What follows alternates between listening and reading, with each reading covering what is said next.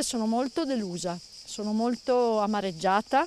Ieri sera mi hanno fatto un applauso infinito che porterò nel cuore tutta la vita. L'amarezza all'indomani dell'esito del Consiglio Comunale che ha decretato la fine in anticipo di 10 mesi del suo primo mandato da sindaco di Selvazzano. Giovanna Rossi e la sua giunta decadono e il comune verrà commissariato. Ieri sera la seduta è stata calda e non solo per le temperature record di questi giorni. Avevamo lavorato fino all'ultimo minuto per trovare anche la strada di condivisione, perché il prefetto, prima Sua Eccellenza il dottor Grassi e poi l'attuale Sua Eccellenza il dottor Messina, ci chiedevano di votare favorevolmente questo atto tecnico che è appunto il rendiconto 2022.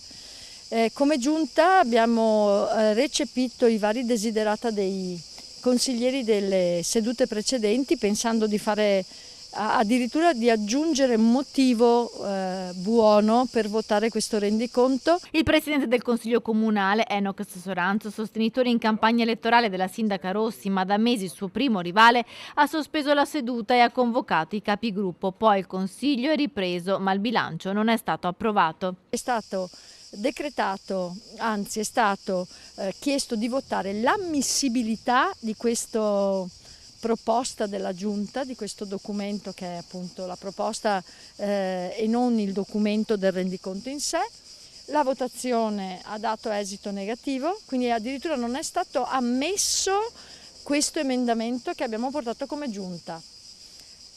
Curioso, lo trovo molto curioso, avrei preferito che si votasse il rendiconto, che si dicesse chiaramente non vogliamo che vengano spesi 1.300.000 euro per i cittadini.